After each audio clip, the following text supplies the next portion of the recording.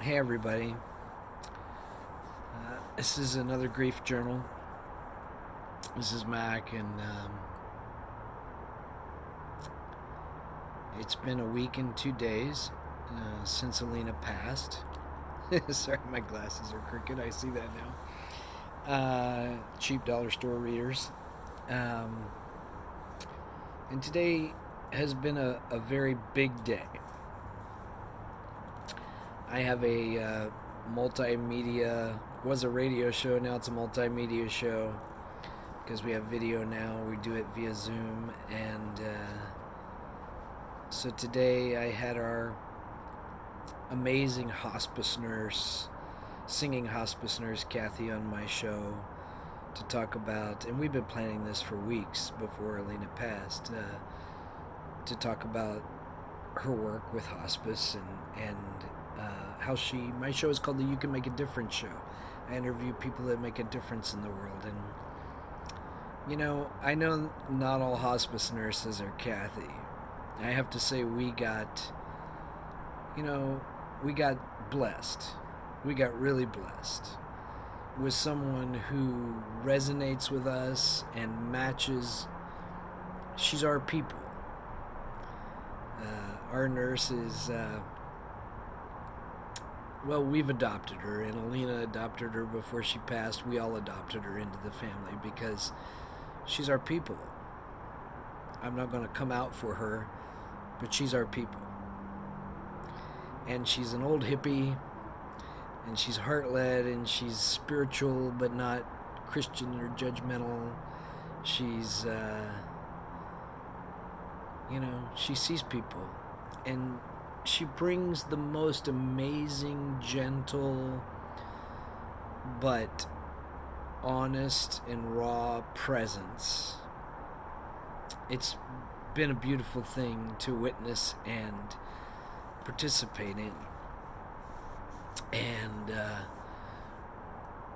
we're gonna hang out like she's a part of the family now. So anyway, I had her on my show today, and we talked about her amazing work, and I talked about some of the details of how she helped us through this and made this journey for all of us so much better and easier. We genuinely felt supported. We genuinely felt seen and heard with Kathy. And we genuinely felt like we had someone we could lean on when we weren't sure what to do to manage Alina's quality of life the best we could. She was right there, helping us understand the best way to move forward, and did it with such grace and such love and compassion and presence. I just can't even say enough about her. And I was going to try to get through the 30-minute show without breaking up. And then I asked her to sing something live because her singing, she has a musical theater background, and her singing brought Alina, because we're a musical family, we're a musical people. Alina loved theater and live music, and Alina just lit up every time Kathy would sing. And so when she sang, it really got to me, because what came to me was what joy it brought to Alina when she would sing. And I really hope that she was looking down today on the show and listening to us, and that she got to hear Kathy sing to her again today. Yeah.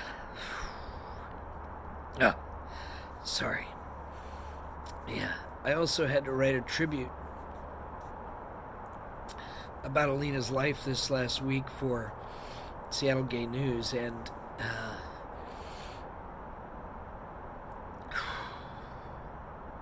What a task.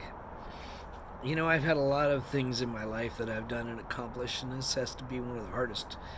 To write a tribute to such a life.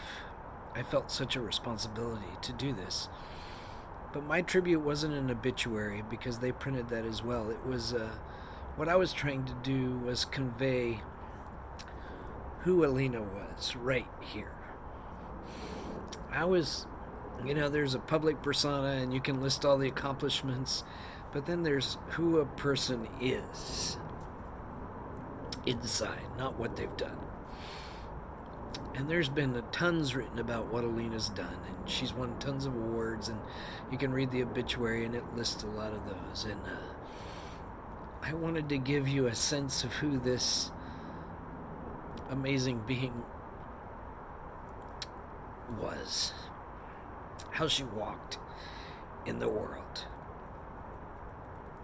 And she walked in the world with so much forgiveness and so much grace for other people and so much love. She saw people. She really saw people. She gave people a safe space. She met them where they were. She didn't expect them to have already arrived when she met them, which so many people nowadays do. They expect you to already know everything and already arrived. She never, ever put that burden on people. She met you where you arrived, and she greeted you with genuine love and compassion and welcoming arms.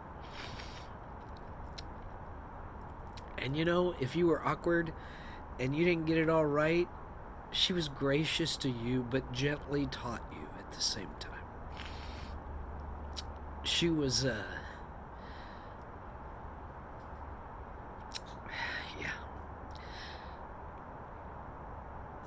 Hey, she had her faults. We lived with her. I lived with her twice. I knew her really well. She had her faults. She was human. But she was also one of the most beautiful souls I've ever known. And the responsibility of trying to convey that in an article, trying to convey the essence of who somebody like that is, I felt like, oh my God, that's a lot. That's a lot.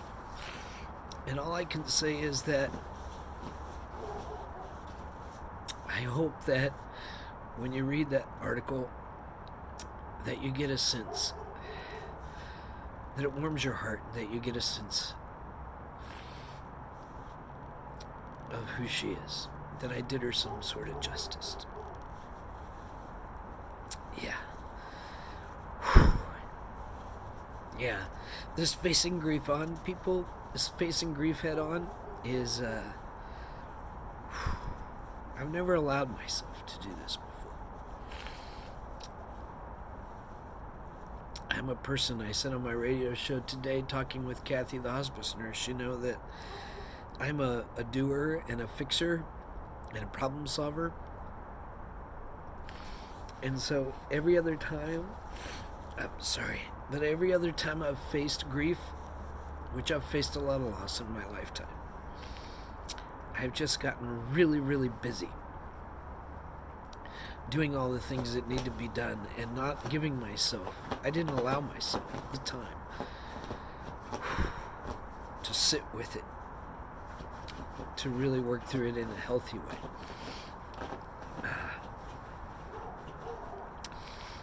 So this is a different journey for me. And I feel I'm in a very different place in life, first of all. And I feel the importance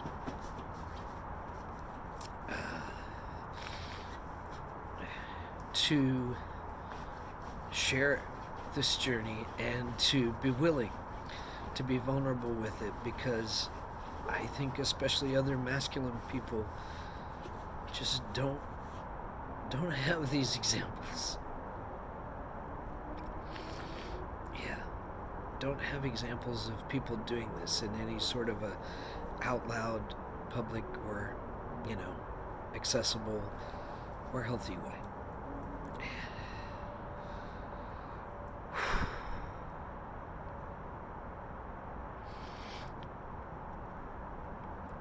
Sit with your feelings now, because if you don't, guess what? They will come out.